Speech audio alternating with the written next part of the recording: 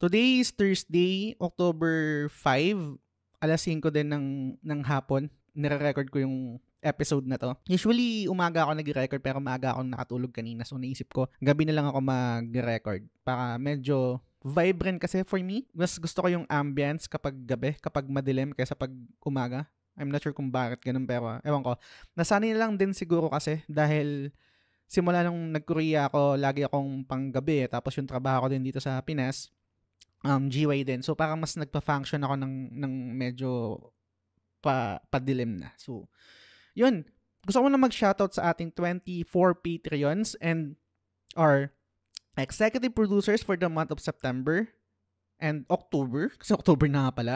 Sila Sands, sila Lance, sila Mike Rubio ng Xcore Gamer, si I Am Maku, si Mark TV Nagracia, si Yvette Suzanne Solivilla ng The Ara Ara Channel. Maraming salamat sa inyo guys sa suporta nyo. So, yun. Magko-comment muna ako dito sa mga nag-comment sa mga previous episodes, no? Umpisa natin dun sa para kanino ka bumabangon episode. Nag-comment si Ray Anthony Rivera sa YouTube to. Kayo din guys, kung gusto nyo, kung trip nyo, pwede rin kayo mag-follow sa The Game Silog Show sa YouTube. Ina-upload ko rin dun yung mga episodes ng next Friday ulit and ibang mga podcast episodes. Sabi ni Ray, naiisip ko pa lang na may trabaho ulit bukas na stress na ako. Yung marami ka pang time sa work kaysa sa mga bagay na gusto mo, yun talaga yung nalulungkot ako. Totally relatable to, no? Pero hindi ko masasabi na parang naiintindihan ko si Ray or parang gets kita. Kasi parang, for me, irresponsible yon. Bakit? Kasi magkaiba kami ng mundo eh. Una, ako single, si Ray kasi may family na. So, most likely, yung mga oras niya, yung extra time niya after work, nahahati pa yon sa family niya. 'Di ba? Pero dun sa part na sinasabi niya na parang na-spend yung oras niya sa trabaho imbes na dun sa gusto niya talagang gawin, doon na kahit pa paano naiintindihan ko yun. Kasi to be honest with you guys, ang trabaho ko, yung day job ko na bread and butter ko na nagbibigay ng pagkain sa aking lamesa at pangbayad ng bills, ay hindi ko naman talaga gusto. Kaya ako nagpo-podcast kasi yun yung gusto kong gawin. Yung content creation, ito, nagkukwento sa inyo. Gumagawa ng content, nakikipagkwentuhan about video games, etc. Yun yung gusto kong gawin. Pero, syempre, hindi naman din sapat yung kinikita ko dito para mag full-time. So, super, hindi aabot, parang pangbayad lang ng kuryente. Pero, I make sure na gawin ko pa rin siya. Kasi unang-una, syempre, gusto ko siyang gawin. And mababaliw ako kung puro trabaho lang ako. Wala akong mabibigay na advice sa'yo, Ray. Kasi parang I think that, again, it's irresponsible. Pero bibigyan na lang kita ng example na ginawa ko noon nung nag-Korea ako. Syempre, yung work ko sa Korea is factory worker. Hindi ko rin alam yun. Tapos, hindi ko mundo yun. Ang haba pa ng oras, mandatory na OT, parang 3 hours OT every day. Meron ding season na super daming namin trabaho, hindi kami nagde-day off kapag weekend may pasok din kami. Ganyan. Ang ginagawa ko that time, kasi syempre, hindi ako excited magising eh. Hindi ako excited na magtrabaho. Kasi putangin na magbubuhat na naman ako, mabubulyawan na naman ako ng mga Koreano, 'di ba? Possible pa na maaksidente ako. Hindi siya nakaka-excite sa pagising eh. Pero kahit paano parang na-trick ko yung utak ko. Kasi again, baka hindi mag-work sa ito, baka sa akin lang to or sa ibang tao. Ang ginawa ko nun is yung reward system. I think super ganda niya for me na okay, naghihirap ako dito sa trabaho ko, i-reward ko yung sarili ko after. Kung ano man yung gusto ko. Video games, pagkain, damit, kahit ano ang gusto ko. Pero again, I think medyo nagagaling siya sa privilege na stance kasi nga single pa lang ako. Pero maliban doon sa reward system, trinik ko din yung utak ko sa trabaho na para ma-excite ako pumasok, sinisave ko yung mga podcast episodes na gusto kong pakinggan. Tapos, pinapakinggan ko siya doon sa trabaho. Napakasimple lang niya pero malaking tulong. Ngayon, Ray, pasensya ka na, hindi ko alam kung paano yung sa end mo, no, kasi totally different tayo.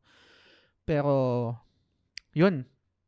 Maliban kay Ray, nag-comment din si Poy Garcia dun sa Para Kanino Ka Bumabangon episode. Sabi niya, gumigising ako 4 a.m. tuwing weekdays, normal lang, mag-prepare ng almusal ng mga bata, baon sa school, tapos magpainit ng tubig nila pampaligo. Nai-enjoy ko yun. Hindi dahil para sa mga anak ko, ang mismong nai-enjoy ko is yung alone time. Yung nagkakape ka habang nagluluto at nakikinig ng balita sa TV. Ibang klase. Ang ganda na ito, no? Ang ganda nung sinabi niya. Yung sinabi ni Poy Garcia na na-enjoy niya yung time na yon hindi para sa mga anak niya. O dun sa, kasi di ba parang responsibility siya na, given na yun eh. That's default. Pag may pamilya ka na. Pero ang mas na-treasure niya or na-value niya is yung alone time. Sobrang nag-resonate sa akin yun. Kasi yung alone time na yun yung, at least for me yun yung zen mode eh. Kahit meron tayong ginagawang ibang bagay, pero mag-isa tayo. Parang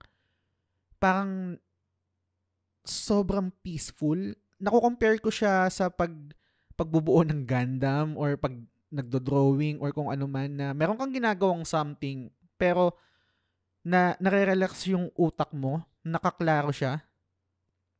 Naalala ko din dati nung banggit ko kanina nagtatrabaho ako sa Korea. Dahil super hirap ng trabaho, factory worker siya eh. Ano siya eh, parang manual labor eh. Hindi naman ako sanay doon. Spoiled ako.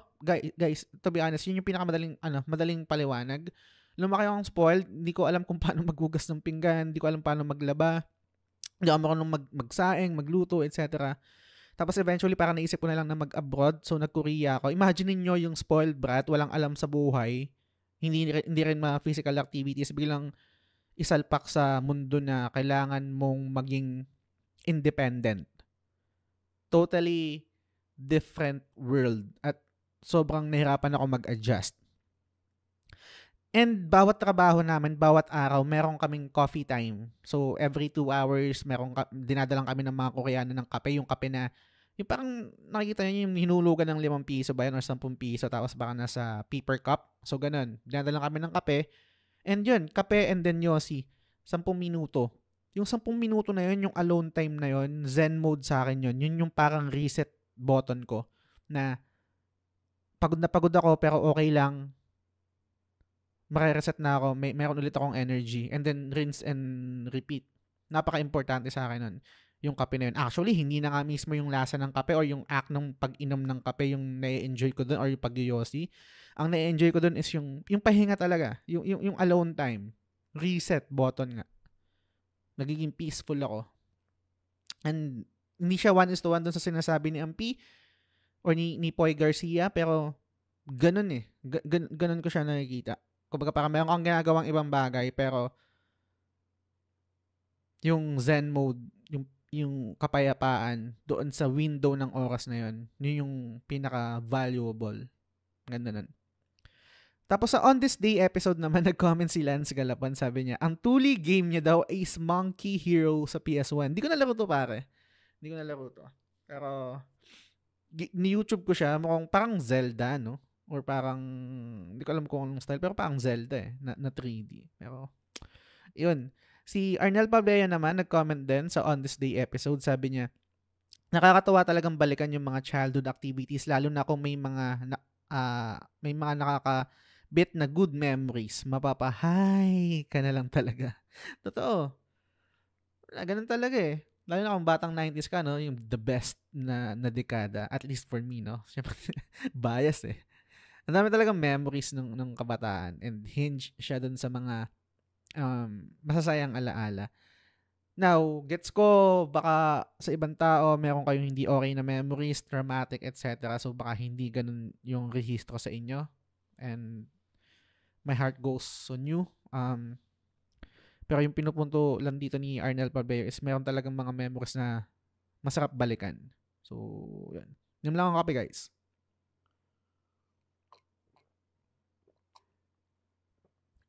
Sarap. Sarap ng kape, no? Kakasabi ko lang kanina.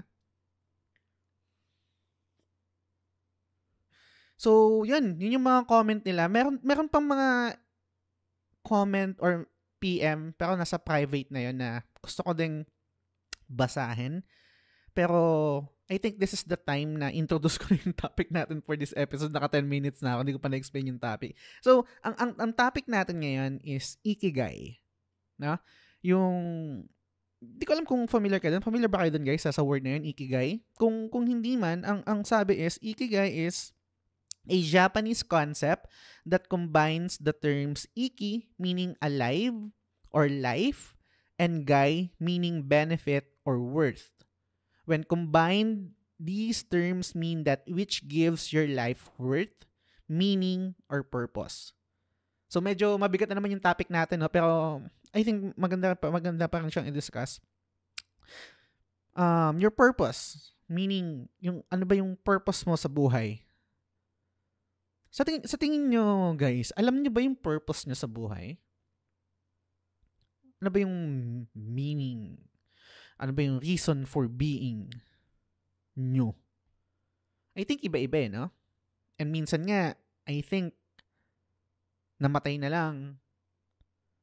Hindi niya alam kung ano yung purpose niya sa buhay. Right? Possible yun. Pero kung ibabase kasi natin dito sa Ikigai, dito sa sinabi, itong Japanese concept na to, meron ditong 1, 2, 3, may diagram kasi to. Meron ditong 5. Hindi, 4 lang pala. Merong 4 dito na tanong, parang, na magde-define ng Ikigai mo. Sabi dito, what you love, what you are good at, what the world needs, and what you can get feed ang puta. What you can get paid for. So, 4. Na-discuss ko na to sa isang guesting ko sa isang podcast ni Iza sa Equip. Ang naging topic namin nun is Ikigai. Kasi, I think for me, hanggang sa ngayon, and then nung start ako mag-podcast, I think yung Ikigai ko is ito. Sorry, nagalo ko yung mic. Ang Ikigai ko is ito. Pagkukwento, pagsasalita. Specifically before exclusively sa video games. Pero nag-branch out na tayo, right? Gumagawa tayo ng mga side quest episode. Meron tayong show every Sunday, 6 p.m. topic with Kuya Balls, Yvette, and Owa. So, hindi na lang about video games So, doon ko na-realize na so, ang Ikigai ko talaga is yung magkwento at magsalita. Which is weird kasi introvert ako tahimik lang ako, nasa bahay lang ako, no? Ganyan. Pero, I guess, lumalabas yung daldal ko.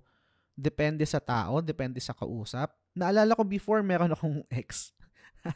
Nababanggit pa rin talaga palagi, no? Sorry, kailangan talaga Ganun talaga lagi niya kang binibiro. Yung biruan lang naman to pag nagsiselo siya.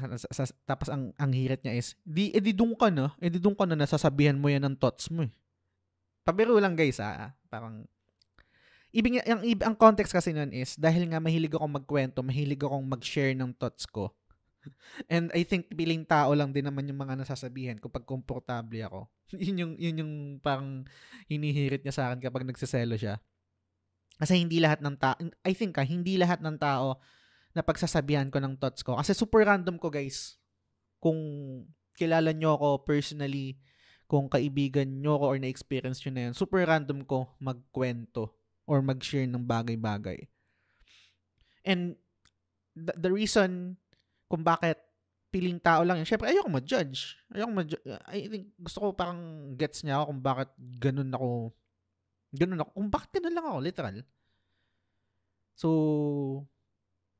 yun, podcasting and pagkukwento, no? Bigyan ko kayo ng context. Nung high school kami, hindi ko pa rin talaga alam kung ano yung dream ko Syempre, nung bata ako, meron akong dream na weird. I think weird kasi walang pinanggalingan. Hindi ko rin alam kung anong context nun. Basta alam ko nung bata ako, gusto ko maging bumbero. Parang gusto ko nga rin maging general police.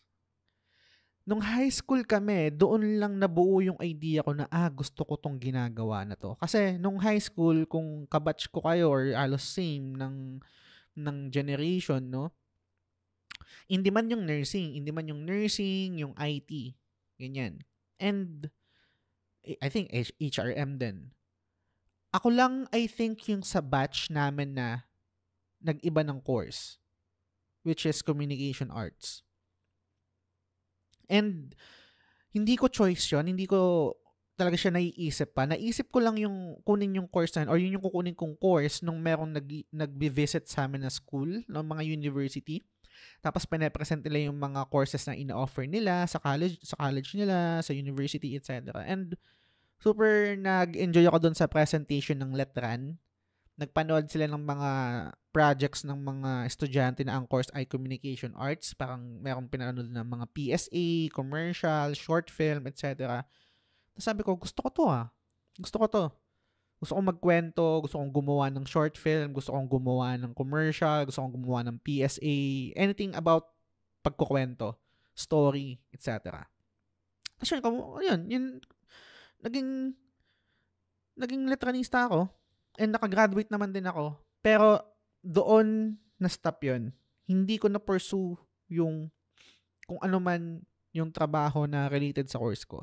Nag-attempt ako, pero hindi sinuwerte. Siguro kulang din yung effort ko. Pero katulad ng iba, nakakatapos ng college, nakakakuha ng degree, pero hindi yung nagiging work nila. And that's, I guess, totally fine. Normal, ganyan. Naging call center agent ako, tapos nag-abroad rin ako, etc. And hindi ko na na-practice yun, hindi ko na nagawa, hindi ko na naging profession yun na related sa course ko. So, ang ginawa ko, nag-create ako ng podcast nung around 2019 and doon ko binuhos lahat ng creative juices ko, lahat ng gusto kong gawin, lahat ng tumatakbo sa isip ko.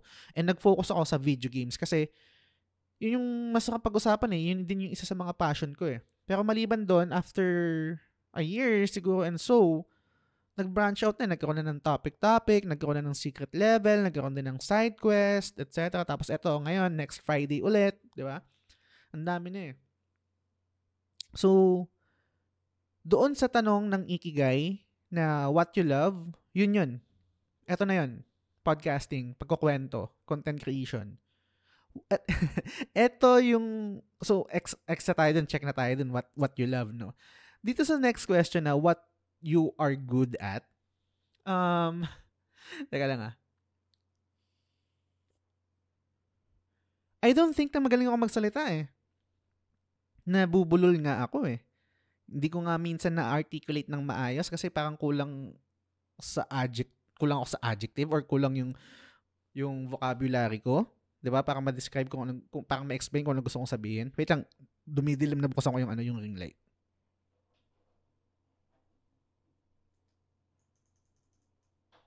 Yan. Okay. So, yun. I don't think na quote-unquote magaling ako. I think magaling ako sa kung saan ako involved na liga, kung saan akong part na liga. Narinig ko to kay Mo na kunwari sa podcasting, meron talagang mga upper echelon. Meron yung parang yung nasa NBA sila. Siguro ko nasa ako? Nasa provincial or barangay. Hindi ko alam. Pero, okay ako dun. Hindi ko ina-expect na, hindi ko dinidream na parang maging NBA player or ganyan kasi I think that's unrealistic. Pero kung nasaan ako ngayon, I think I'm the best. Kahit hindi ako magaling magsalita, hindi ako magaling mag-explain. I think, kung ba't ko naisip na ako yung the best sa liga ko, o dito sa ginagalawan ko, dito sa niche ko, kasi nakaka-connect ako sa inyo. I think that's yun yung main purpose I think ng communication, 'di ba? Ma-communicate mo kung ano yung gusto mong sabihin at nakaka-connect ka dun sa kinakausap mo. may mga bagay na, let's say yung mga magagaling na mga academe or ganyan, syempre may sarili silang niche, right? Pero, ang galing nilang masalita. Pero, nagagets mo ba? Nagagets ba nung tao? Kadalasan, hindi. Pansin ko to sa mga politician, no? Or sa mga ibang tao, na meron silang certain way of speaking na parang yun yung meta sa pagiging politiko. Tapos, syempre, English or kung ano, Tagalog, ganyan. And, minsan hindi ko naiintindihan. Ano ba sinasabi nyo? Maintindihan. So, yun. Again, siguro, yung conventional na tanong na what you are good at, I think, baka hindi ako part nun, pero sa niche ko, sa ginagalawan kong liga, I think I'm the best. Cringe. Teka, inom lang ako kape.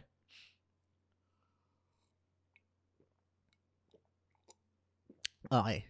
So, next question na, what the world needs? So, yun din yung sa Ikigai. Kasi nga, sabi ko kanina guys, no, sa diagram, merong 4 yun na bilog. Tapos, eto yung mga tanong. And then, sa pinakagitna, yun yung Ikigai mo. Kumbaga, parang kailangan mag-intertwine sila. Yun yung sabi sa Japanese diagram, sa Japanese concept, dun sa diagram nila ng Ikigai. So, yun, kailangan meron kang yung 4 na to and yun yung magiging gitna niya. So, ang next question is, what the world needs? Hindi ko alam kung literal na parang need na itong ginagawa ko, no? Pero, nakakatulong naman yata. Kasi, ang hirap magsalita kasi parang nagbubuhat ng bangko, no? Or parang self-serving, ganyan. Pero, humility aside and for the sake of this conversation, this topic, no, kailangan ko lang example and I think pasok pa rin siya dun sa tanong ng what the world needs. May nag-PM kasi sa akin. Hindi ko siya papangalanan kasi syempre private yung PM yun. I'm not sure kung gusto niyang masabi yung pangalan niya. Pero yun, babasahin ko yung comment niya pero hindi ko siya papangalanan. Excuse me. Puff lang ako. Hindi ko na rin siguro i-edit to. Para ako.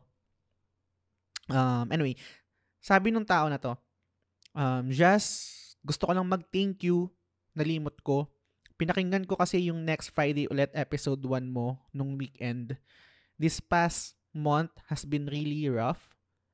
Na-aksidente at nabalian ako ng kamay sa work, plus naka-leave ako without pay, plus tumambad lahat ng problema ko.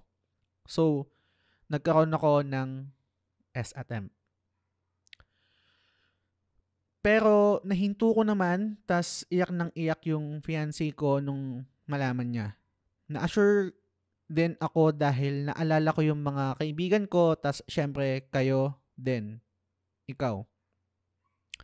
Gusto ko pa mabuhay ng matagal. Gusto ko pa marinig mga episodes mong ilalabas. Gusto ko pa malaman yung ending ng One Piece, etc. Narinig ko nito lang yung podcast mo at kahit papaano gumaan loob ko and ayun nga, ini-ignore ko lang din kasi talaga to dati. Kala ko malalabanan ko, then I acknowledge na I needed help kaya ayun. Salamat Jess. Sobra. Sabi niya pa, basta laking tulong lang ng boses mo at presence mo sa aking mental being. Huwag ka hihinto kasi ang laki ng nagagawa mo para sa mga kagaya ko. Heavy.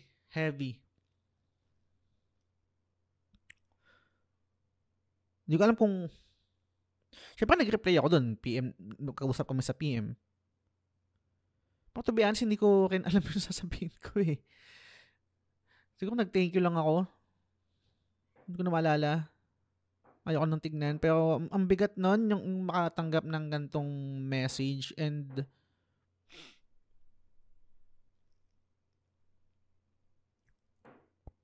May ganun pala. Ganong effect. Hindi ko alam eh.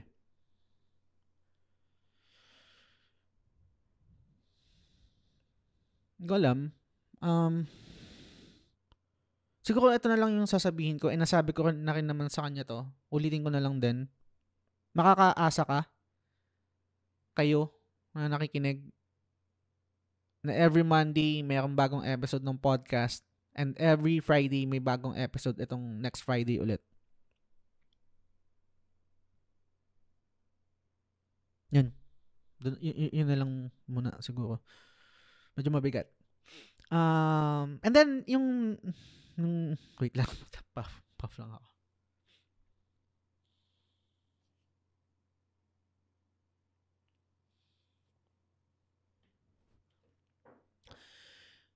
And yung next question is what you can get paid for. Itong ginagawa kong content sa The Game Silog Show, kumikita naman ako dito. Before, di ba, nag-start ako sa Facebook, tapos meron tayong mga streaming, yung topic live stream siya, tapos na-activate natin yung subscription. Yun yung naging main source of profit ko sa paggagawa ng content kapag may nag-subscribe. Right?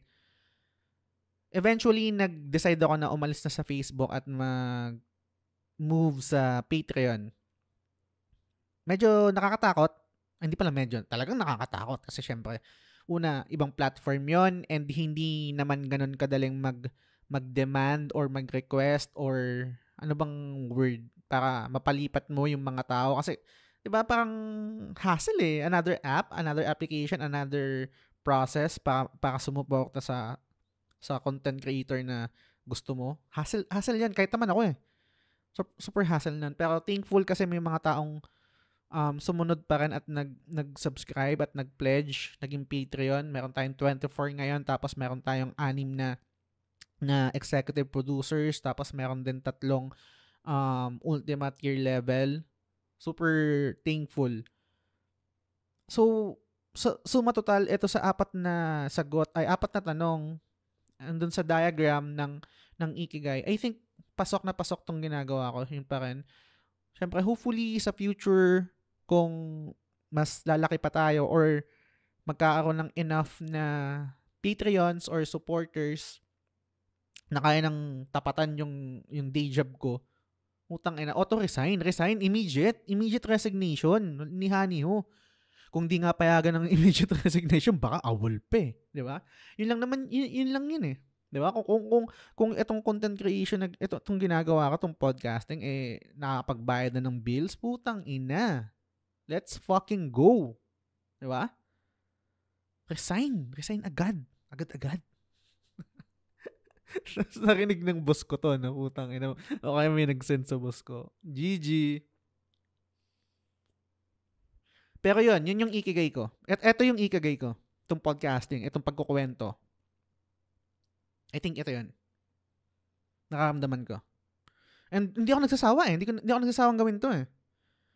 Never ako na umay, never ako na parang ayoko muna mag-podcast, pahinga muna ako or napagod ako. Hindi eh.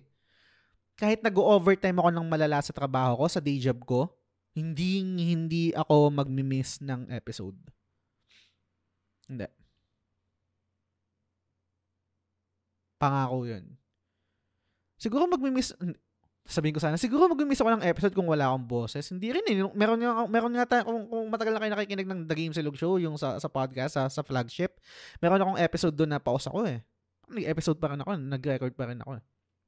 Siguro pag super talagang masama yung pakiramdam ko or parang hindi na ako makatayo, makapagsalita, makapag-function, siguro yun. Yun talaga.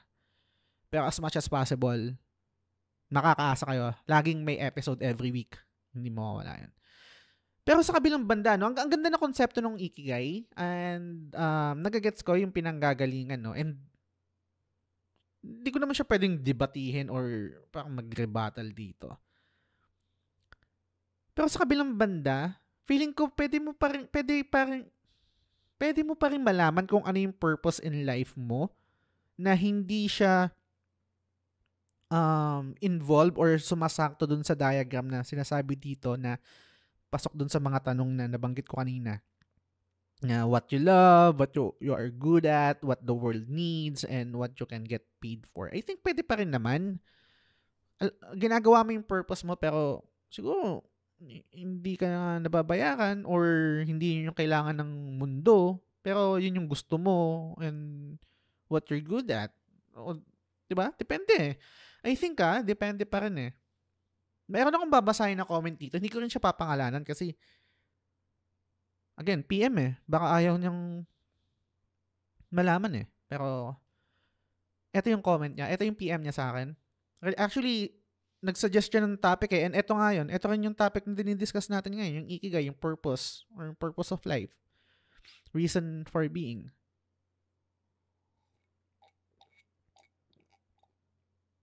Sabi ni... Muntik na masabi yung pangalan, sorry. Sabi ni Sir, baka matapik mo, it's all about your purpose in life. What's your purpose, ganun? For me kasi, tayo naka-enclose na sa idea na ang purpose mo ganito, dapat ganyan. Social structure, society depicts, and most likely kasi predominant religious ang mga tao sa Pinas. Ang purpose nila is to serve their cold God or something, or to go to heaven. Herd thinking kasi for me eh. And it serves someone's purpose, not them individually. And some people lose their purpose in life pag nag-retire or nawalan ng something. My take on this is you create your purpose in life no matter how whimsical it is ba.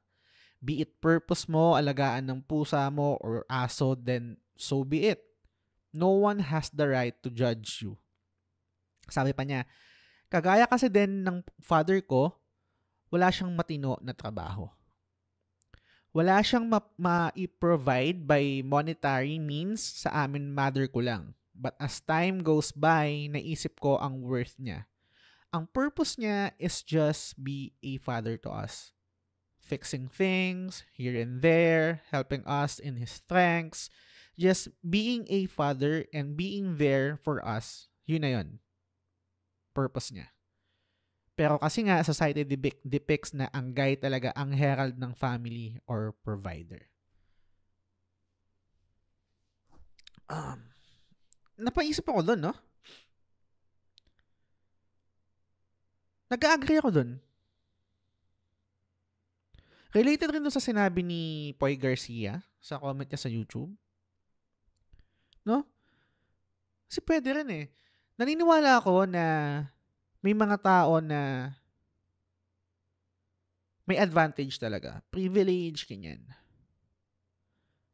May mga tao rin naman na pinanganak na hardest difficulty kaagad. Diba? Meron tayong barahan ng buhay. Cringe. Pero totoo to. Meron tayong barahan no, na yun yung barahang na ibigay sa atin at nasa sa atin yun kung paano natin lalaruin yung barahan na yun. Diba? Kumbaga parang kung merong God na nag-i-exist, siya yung nagbalasa ng baraha, nabigay sa akin puro butaw, then so be it, butaw. Diba? Butaw yung baraha ko. Pero hindi ako susuko doon kasi ang butaw kaya pa rin nun manalo. Hindi ko alam kung naglalaro ka ng pusoy. Maliit lang yung chance na manalo ng butaw, right? Butaw yun eh, compared mo sa kapag yung nagbalasa yung bangka tapos yung barahang nakuha mo is full house, ganyan, no? Or flashes, or 6 pairs, ganyan, di ba? Ang malas mo kapag ang napuntang baraha sa'yo is butaw, right? Pero i-weigh mo pa rin yun eh, di ba? Yung kahit sa buhay mo, di ba? I-weigh mo pa rin yun eh. Papalag mo pa rin. At least kahit paano, susubukan mong umiwas pusoy, right? Ganun eh. And ang importante doon, I think, is yung na-acknowledge mo kung ano yung mga strength mo at kung ano yung sitwasyon mo. May mga tao na, let's say, yung I believe, yung ganyan, yung mga nakakatawa, which is totally fine, napaka-inspiring ng mga ganun tao, right? Meron pa yung, yung manifestation niya, yung manifest mo, ganyan. Doon naniniwala dun eh.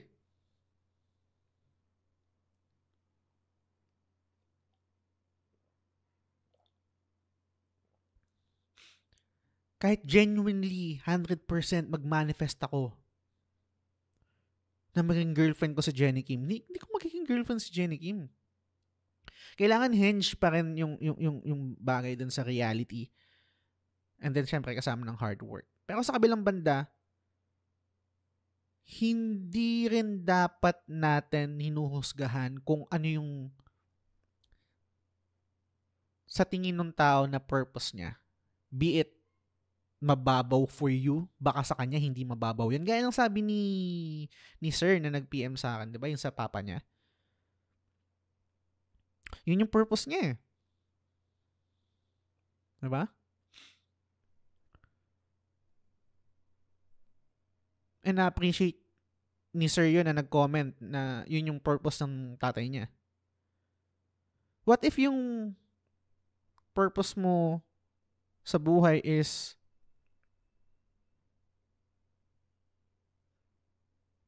katulad ko na lately ko lang nalaman na mapapamahal pala ako sa pusa. Kasi kung may pera ako, gusto ko mag-rescue ng pusa. Gusto ko parang mag-put up ng organization na magsisave ng mga pusa, mga stray cats, mga ganyan. Or kahit stray dogs. Alam ko meron ng mga ganong org, pwede ako mag-donate doon. And gusto ko rin madagdagan. Siguro Antipolo chapter, ganyan. Baka yun yung purpose ko in life. And yun na yun. Hindi na kailangan pagkakitaan, hindi na kailangan yung sabi dito sa Ikigai na what you can get paid for. Di ba? Yun eh. Gusto kong gawin yun eh. O itong podcast. Di ba? What if yung purpose mo is maging housewife? 'Di ba ngayon uso ngayon yung 'di ba yung parang sa feminism na movement na social construct yun na hindi ganyan dapat you're independent, you can work ganyan. That's fine. Pwede ka magtrabaho kung gusto mo maging girl boss, that's fine. Pero okay lang din kung gusto mo housewife. Baka yun yung purpose mo.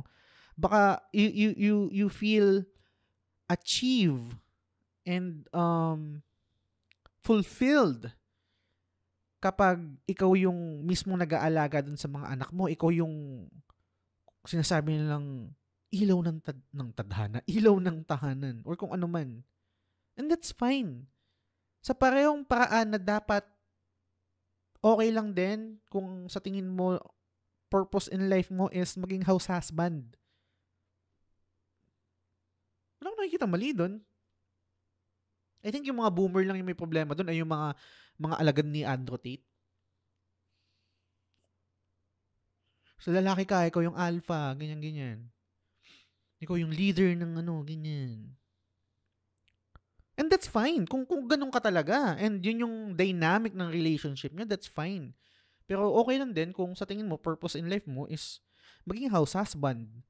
Na ikaw yung mag-aalaga sa mga anak mo, ikaw yung ang nasa bahay, mag-aayos ng ganito, ng ganyan, mag-aalaga, etc. That's fine. I think